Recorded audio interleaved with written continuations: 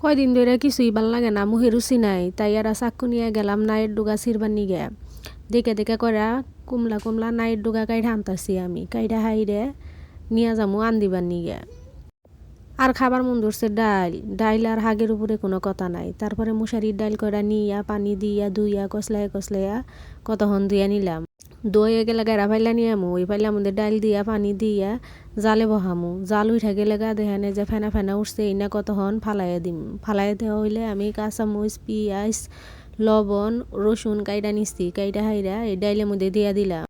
তারপরে ডাইল আমার সিদ্ধ হয়ে গেছে গা, গুঁড়া দা নিচ্ছি, গুঁড়া দিয়ে হাইরা এই যে বাগারে বহাই দিছি ডাইল। ডাইল বাগার হয়ে গেছে গা, এই যে সুন্দর আমার ডাইল হয়ে গেছে গা। এই ডাইল আর শাক দা খাইতে খুব মজা লাগে। এইদিকে আমি শাক গুনা কাইটা নিছি, শাক কাইটা নিয়ে হারলে এই যে আমি শাক ভাজা শুরু করছি।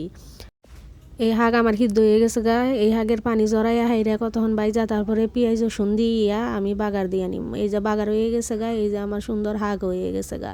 এই শাক আর ডাইল কে কে খাইতে পছন্দ করুন কমেন্টে জানাবেন।